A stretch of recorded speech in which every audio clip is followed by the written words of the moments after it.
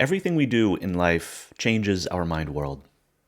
Every action, every behavior, everything we do out in the real world, everything we put into our bodies, everything that we do when we try to meditate. There's no getting away from it. Everything we do changes our mind world in some way. The question is not how do we access this mystical other place, because that's always happening.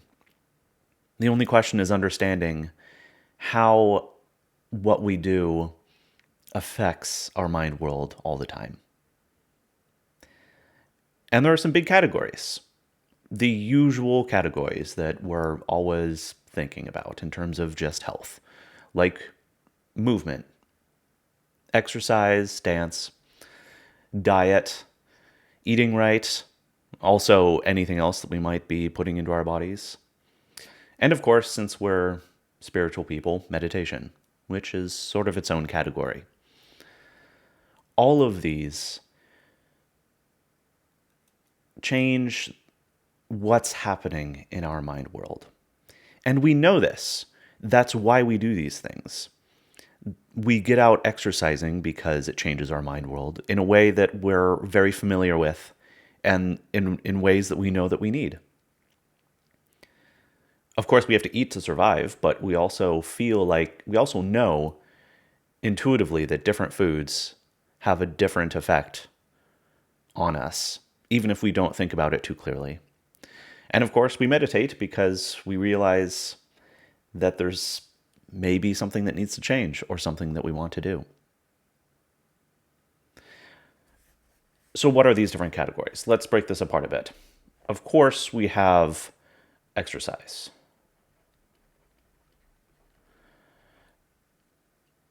We exercise for health, but we also know that something happens when we get out for a run.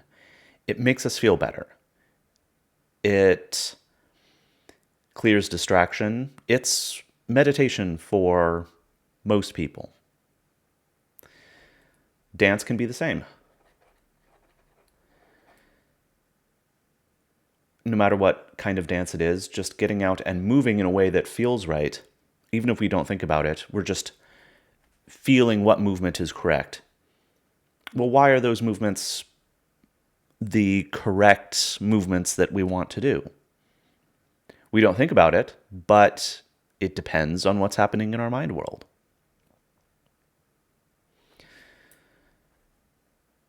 Yoga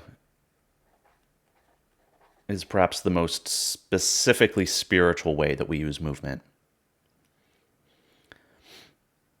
We master these different poses because we know or we believe or we feel that they have an effect on us. Holding a certain pose for a certain length of time, it does something. It does something to our body and it does something to our mind. Diet is, of course, an endless question. And really it comes down to, in many cases, just inflammation, which I'll talk about.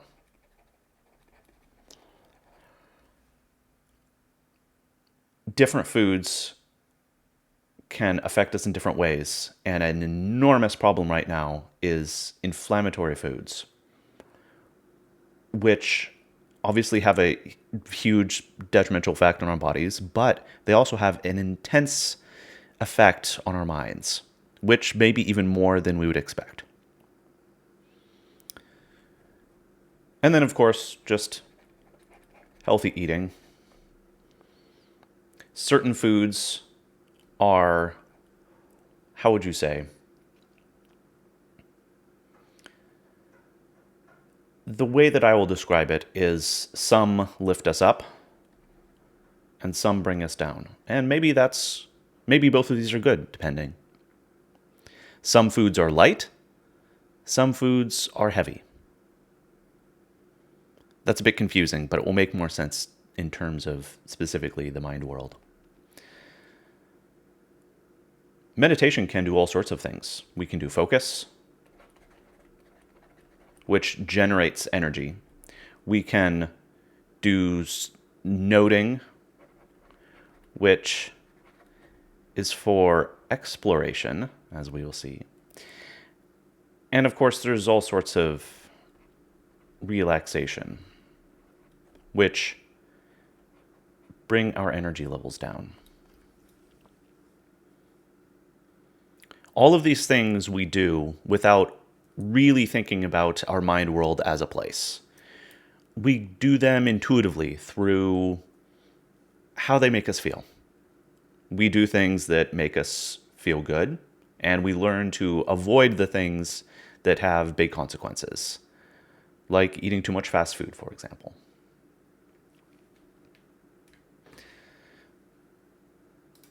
So how does all of this specifically affect the mind world? Let's look at this. What are the layers of the mind world? We have the clouds of distraction, where most of us spend most of our days. Distraction. The random thoughts, feelings, buzzing plans. Our mind's eye stays here most of the time, but we can often, even without specific spiritual meditation, drop below these clouds, or above, however you want to think, and find that if we can focus a bit, that if we can note and clear up these distractions a bit, that there's a tremendous amount of energy, joy and happiness, and a bright sun of energy that is within us all the time. Now, this sounds very spiritual, but it really isn't. If you go out for a run, the energy of going through, of doing that exercise brings us down out of the clouds. That's why we do it. It takes an enormous amount of energy to blow these away. It takes time, it takes energy that we put in through getting out there and running as hard as we can. And through focused energy, we can, by force, temporarily eliminate these clouds of distraction and get down to this wonderful energy that doesn't really have a name, but we're all familiar with it. Let's just call it joy. That's a lovely name for it. The energy of life. It's emotion. It's perhaps it's also different types of thoughts. Distractions are a type of thought, but there's, I guess you could say, like, positive thoughts or inspirations that also occur when we're a bit out of the clouds.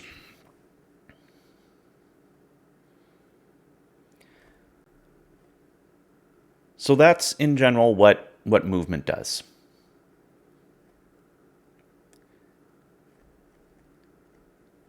It's for all of these methods, no matter what they are, no matter how spiritual or not they seem, they're about finding this joy.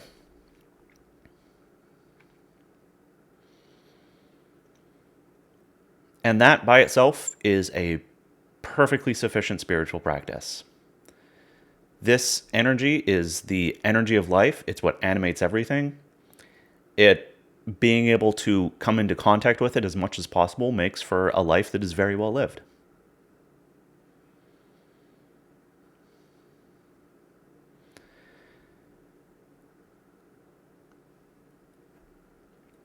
Movement also is movement in the world of the mind. The mind is not just a realm of distraction and energy. The mind has its own landscapes.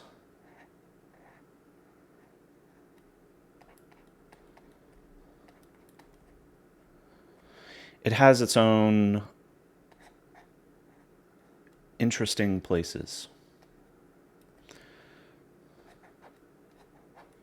its own inner cities, its own oceans of feeling. The mind has space, it has movement, it has its own expanse. When you move in the physical world, we move in the spiritual world as well. Movement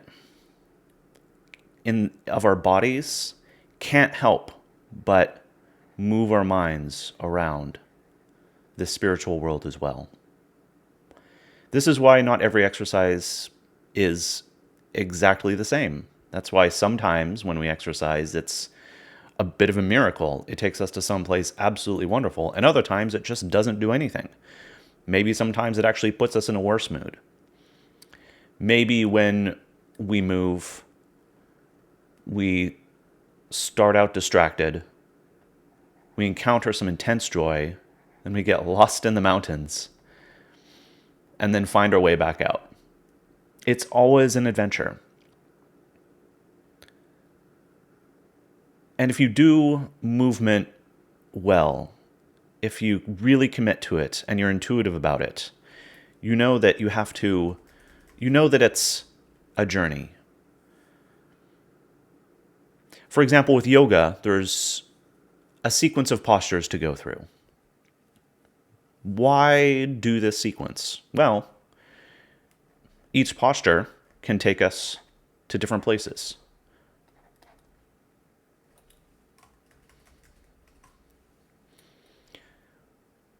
Perhaps we don't even do them necessarily in order. When you get really good at yoga, you learn how to, in some cases, mix it up and do what pose feels right at that moment.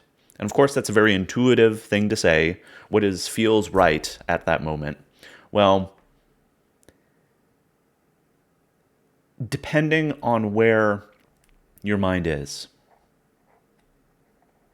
at any given moment, there is a yoga pose which is appropriate for that place. Perhaps if you're in the mountains of the mind, you're really elevated, energized, you need some kind of explosive pose. Perhaps if you're down in the ocean of feeling, sinking, you need movement that is more contained. And if you do the wrong one, well, it just doesn't feel right. It's a bit like trying to... It's like trying to look for something when that isn't there. If you're swimming in an ocean of feeling and you're looking for mountains, you're not going to find them. If you're in the forests of your mind and you're looking for vast expanses, the feelings of being in an expansive universe, well, if you're stuck in the trees, it just doesn't make sense. The more that we can see where we are in our minds, the more easy it is to recognize which yoga pose that we should be doing, or which exercise we want to be doing, or if we should be exercising at all.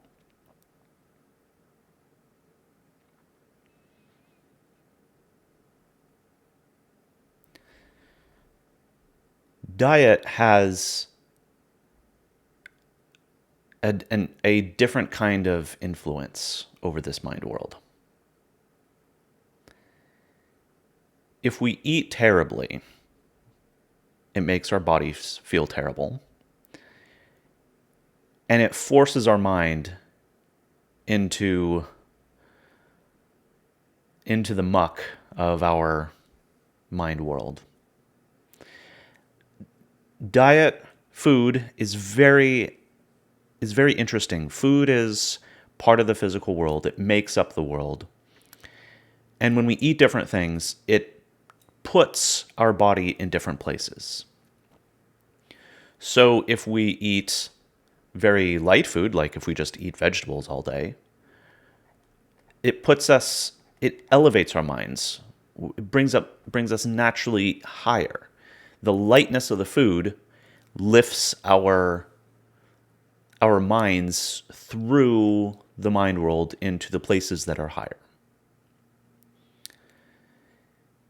If we eat foods that are heavier, which is not necessarily bad, it just brings us much farther down into the muck of the world. And perhaps that's a good thing. It brings grounding. It brings us in contact with the incredibly heavy parts of the world. In fact, it can bring us into contact with the planet itself. The planet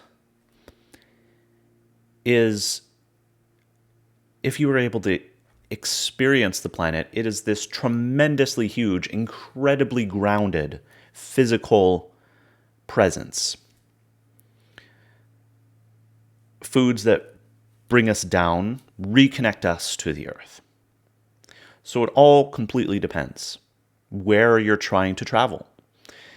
If you want to explore the intense upper reaches of consciousness, then maybe a vegan diet helps your mind to stay elevated so that you can stay in those zones. But the world must be experienced as a whole. We are creatures that must travel all around the world in order to have a full experience. And so with a balanced diet of whatever that may mean, that integrates our mind world so that all these elements are present, because we need all of them in order to experience the full richness of the mind world, but also in order to access what comes below as well. So what must be accepted and understood is that just as there's a realm of distraction where our minds usually are, and a realm of the glorious mind world itself, which is where all of our best experiences happen, there's also a subconscious.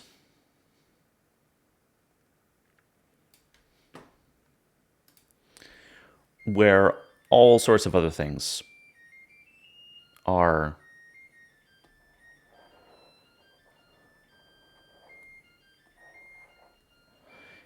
who knows what they might be. These are the things we don't really like to think about, but they influence our life tremendously. They might be scary. They might be incredibly positive.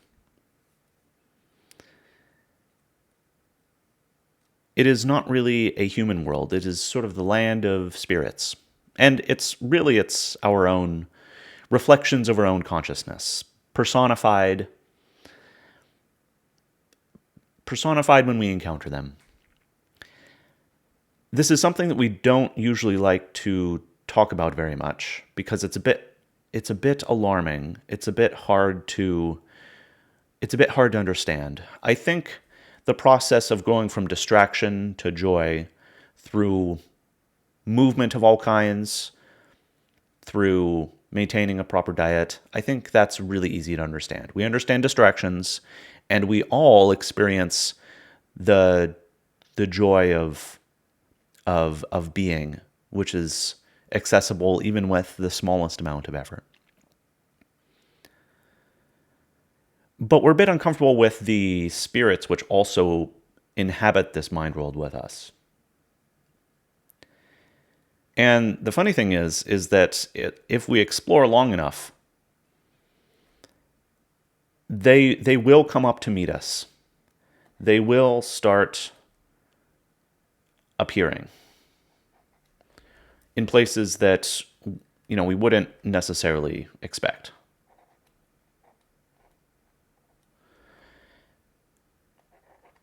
Or welcome. But this just naturally happens. There are things in our mind world that we just have to learn how to interact with, just as the world itself has all kinds of things that we must learn to negotiate with, perhaps to watch out for. The longer that we spend getting out of the clouds of distraction, the more that these spirits will come to say hi.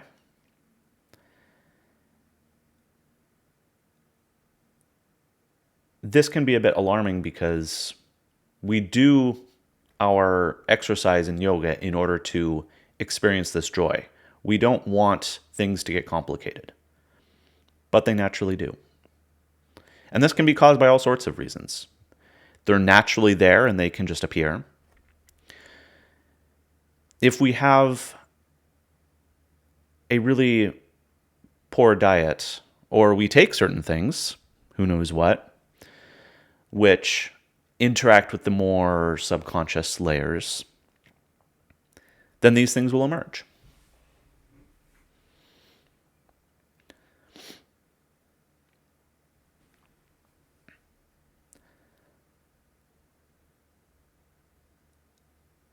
There are some foods, some substances that reliably bring up these lower levels too. Some of these substances we specifically take so that we can encounter these other spirits. Sometimes we try to take them and no spirits come. What can be said? The world is a complicated place and we don't have full control over everything that lives there. That's true for our physical world, and we should remember that that's true for the mind world as well.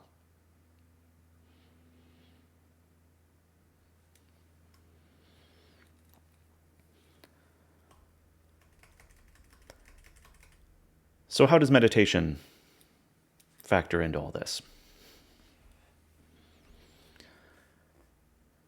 Focused meditation is much like exercise. In fact, for some people, it is really just a type of exercise. Some people absolutely need a 20-minute run in the morning.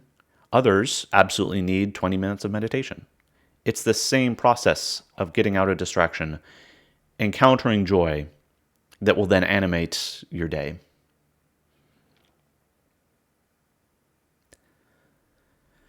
Noting method is a bit like yoga or other intuitive ways of movement, like ecstatic dance. Noting is exploration. We go around our world and we just see what we encounter. We take note of all the mountains, the forests, whatever's happens to be living around here, whatever things might come up from the depths, whatever vistas we might see. And of course, it's always changing, just like the natural world. So the noting practice is essentially exploration. It's just going for a run and seeing what's out there. It's not about staying in one place, really. Even though you're sitting down with your eyes closed and not moving, your mind is going all over the place. And that's how it should be. Noting is about exploration. It's not really about clearing the distractions. Clearing the distractions is pretty easy, actually. A little bit of effort will naturally bring up this energy. The difficulty then is accepting wherever we are. So you may sit down to meditation, note for a while, and then get distracted. You might stop. But that distraction from your initial practice, perhaps you've actually succeeded. Perhaps you have more energy than you think. Perhaps you're more skilled than you think. It honestly doesn't take that much for the initial distraction mind to plunge us through distraction immediately into the mind world. It honestly doesn't take that much. And this encounter, which can be a bit traumatic, of careening down through distraction and exploding into wherever our mind world happens to be, it can be its own form of distraction because we're disoriented. We come through the clouds, we rocket through these new energies and crash into some place. And if we're not familiar with our mind worlds, then it could be a place that is extremely unfamiliar. And if it's unfamiliar, then we can't see it properly. And if we can't see it properly, then it seems like something is wrong and a bit off, and so we stop. But the best thing to do is just take a look around. If you end up here, just look at your surroundings. What color is it? What shape? If it was a place, where would it be? Are you in the mountains? Are you in a city? Are you still in the clouds? Flying? Are you plunging into an ocean? Who knows? Are there things nearby? This happens instantly. It happens to everyone, even beginners. It happens just as naturally as if we go for a run and experience something that we can't really describe.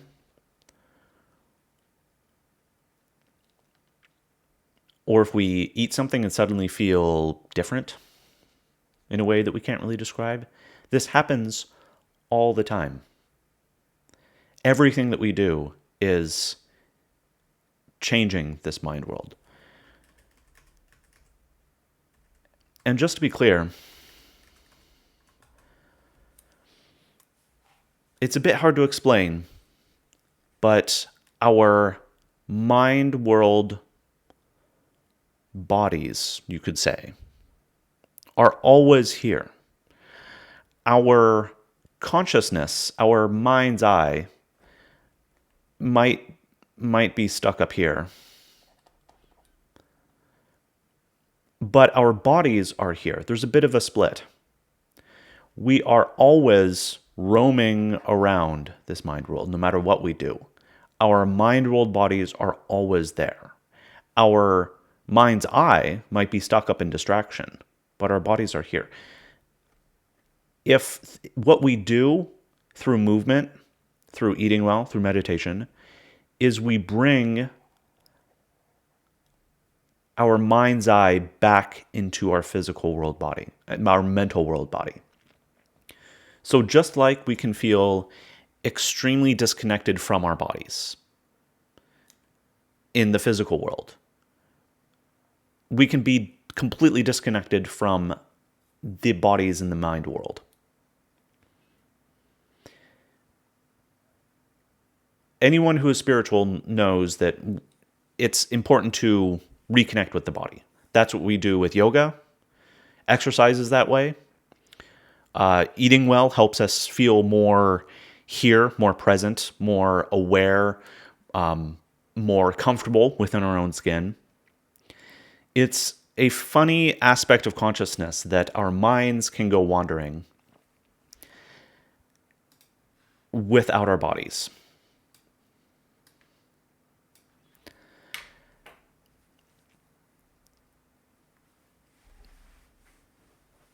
We know that we have to reground ourselves in our bodies in order to be present, to be focused for whatever we're doing. We're familiar with all the things that we have to do in order to bring our minds back to reality and to re-inhabit our bodies. We're familiar with what happens when people fail to do this. We all know people who are so disconnected from their bodies that they don't notice when things are wrong. They might not even notice when they're sick. It's obviously just not a great way to live, right? It's a bit in many ways it's just a bit dangerous. And it's also a bit sad because the body has a tremendous amount of its own energy and experience. Much of spirituality, especially popular spirituality, which is completely legitimate, is to return to the body. That's most of what the spiritual books teach us these days. And it's even more important as our digital technology brings our minds outward into this other mental space, which I'll talk more about someday. Returning to the body, I think we're all perfectly familiar with this idea. The same thing has to happen in our mind world. We can be completely grounded in our physical world, aware of our senses, aware of others, aware of our bodies and its needs. And yet at the same time, we can fail to have this same kind of integration in our spiritual world. Our spiritual body can be in a place that we're completely unaware of. Our spiritual minds might be completely bound up in distraction. Usually, if you can reground yourself in your physical body, then your mind world is also automatically regrounding itself in the mind world body. The connection between our physical body and our mind world body is very similar. What we do with our physical bodies is reflected with our mind world bodies, but they are not the same. It is entirely possible to be the most grounded, most aware person in the physical world and yet have absolutely no idea where our minds are. And this seems to me to be one of the limitations of modern spirituality. I think we've all nailed the importance of returning to our senses, regrounding ourselves in what we're experiencing. And that's wonderful. We just have to apply that same thing into our mind world bodies. Why? Because we are a mind and a body. If we are just a body, an unconscious body, then all we would have to do in order to be perfectly happy is to be grounded in the physical world. If we were a pure mind without a body, then we would ground ourselves in the mind world. Then we would not forget that we need to ground ourselves in the mind world. The difficulty of being human is that we have both. We must ground ourselves in the physical world, and we must ground ourselves in the mind world. It's complex, but the principles are the same. Really, it just comes down to awareness of what's happening in our bodies and a willingness to explore through exercise, through yoga, dance, meditation. Luckily, the principles are basically the same. And if something is good for us in the physical world, like exercise or eating well, then doing those things probably benefits our mind world as well. And yet we still need to specifically bring attention to where our mind is in the mind world. If we don't, it's a bit like having another self that's out wandering in the world without our awareness. It's just not a great idea. It's honestly, it's a bit dangerous. It's as dangerous as getting into a state of mind where you're just not aware of your physical body. If your physical body is perfectly healthy and in a safe place, then maybe that's not a problem at all. You might not even notice it. Our modern lives are so physically comfortable and safe that it seems to enable a lot of people to let their minds completely wander and to lose all connection with their physical selves. And to some extent, that's fine. As long as you're healthy, that's not an incredibly big deal. The problem, of course, comes when your body needs something specifically, and it can't just automatically fix it. Like you've been gaming for 10 hours and your body just needs food. It's just an unfortunate, it's just a reality. No matter how comfortable you are, no matter how cozy your chair is, there will eventually come times when your body needs you to be aware of it. The same thing happens in the mind world. If we're relatively happy and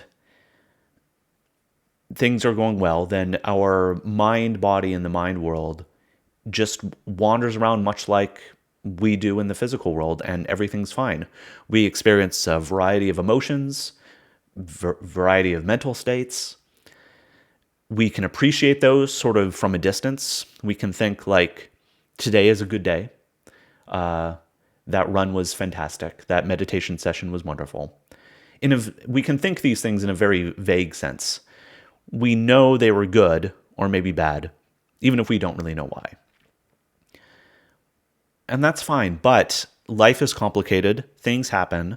We encounter things in the mind world, those things that might come up from the subconscious, perhaps, or just bad mind world weather. Who knows? And if we're not specifically aware of what is happening in our mind worlds, then essentially accidents can happen. Or actually, the worst thing is that we just can't appreciate. If wonderful things can happen too, but if we're just not aware of it, then they just go right on by.